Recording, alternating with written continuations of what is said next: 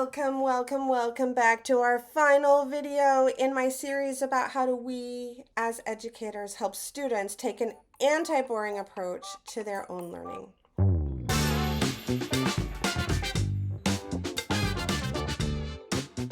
First of all, I want to name, if you are a savvy YouTube watcher, you may have noticed during this whole series, if you've watched all the videos in the series, that the sunlight is shifting. And we are so lucky that it is the end of the series because the sun is just about to hit my body. And so I need to get through this video so it doesn't explode everything in light. So let's dig in to the final two characteristics about being an anti-boring student and educator. And the first one here is that anti-boring educators establish consent, invite collaboration, and center a student's autonomy while honoring my own as an educator. Now, if you've been paying attention to this series, you'll notice that all the other ones I started anti-boring students and educators. But this one felt important to me to really simply focus on those of us who are teachers, coaches, tutors, school psychologists, etc., all of those educators who work with students. And something that makes the anti-boring approach different than many approaches to working with students is that I adopt something really important from the world of life coaching, which is this idea that we draw out a student's wisdom from themselves, right? We don't just pour into students, we draw out what they know. But one of the problems with the life coaching model is sometimes students don't know what they need to know, right? Not everything is within us just waiting to be drawn out. We sometimes need, in fact, a lot of times, need to be taught some new things. And so in the anti-boring approach, I have developed a way to marry the idea of teaching with the idea of coaching or drawing out of a student. And I call that process the consent burger.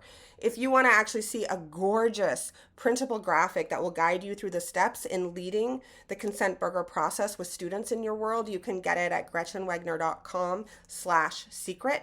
And it's free for you and it's gorgeous. So go grab that. But in this moment, I simply want to name the importance of inviting a student to give permission to be taught something. It can't happen in every classroom. I get that. But those of us who are one-to-one or small group with students really can incorporate consent. And it actually is a really easy habit to get into, communication habit to get into, as a person in authority, an educator working with students. And I highly recommend that you learn and practice that this school year. And part of establishing consent is modeling collaboration. I'm working with you, student. We are equals here. We are working towards the goals that you have set. We are collaborating towards those goals. And you get to consent into whatever we do together. And this is, arguable. Many adults don't think they need to do that with students. And from the anti-boring perspective, if we're truly trying to be anti-boring, right?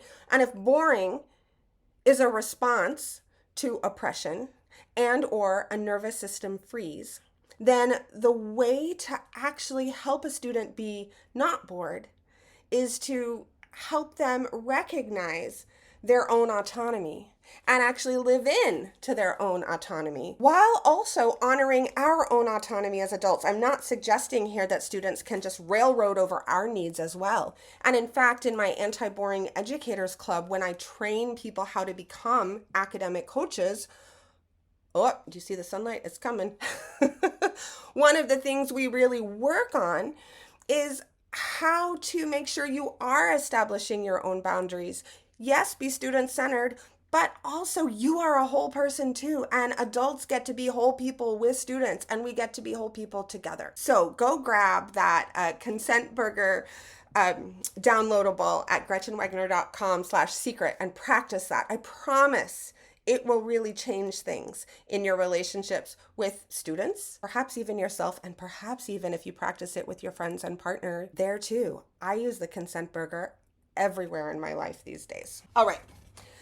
The very last characteristic is that anti-boring educators bring more of their true selves to their relationships with students, savoring authenticity over authority. Authenticity.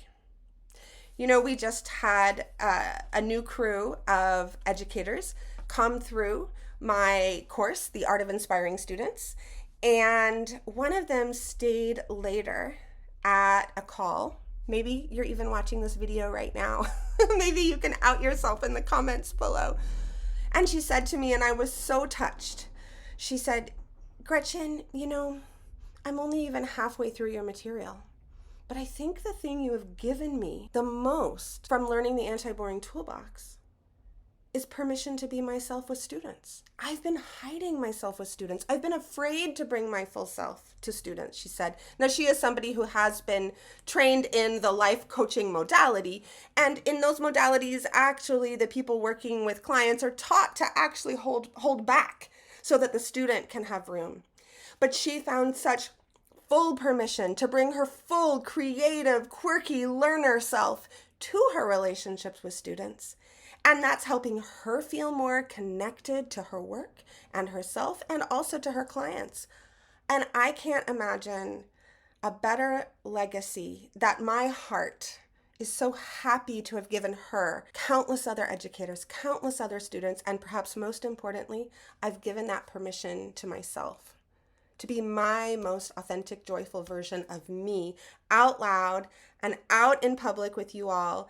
And I so hope that my weird way of being Gretchen in public is actually of service to you being able to access your most authentic sense of yourself. I have one more thing I want to share in this video, and then I just realized I'm going to do a bonus video in this series because I have a few final thoughts, and then I want to give you a tour of the disaster that is my apartment at the end of a long day of doing this thing of recording these videos. So talk about authenticity. You will see that in action in the next video. But for now, we have a little script. Okay, so practice saying these things with students. Would you be willing? We talked about that in a previous video, but I want to give it to you again. Would you be willing to try? Would you be willing to experiment with?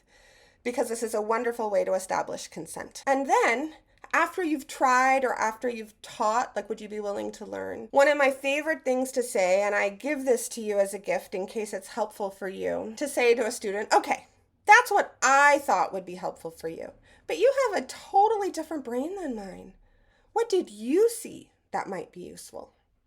Do you see what's so interesting about this is it both establishes that I'm an autonomous individual with my own creativity, and then you, the student, are an autonomous individual with your own creativity. So this not only establishes the consent piece, and it brings it back to the student to make what you just taught them their own, but it also helps ground us both in the collaboration together and makes the student remember that they actually get to be at choice about what they take away. And they don't have to take away the same thing that I was intending from whatever it was I taught or whatever it was I led them through. Have fun playing with all of these things, and I'll see you in just a sec in the next bonus video, and that will be the last one, I promise.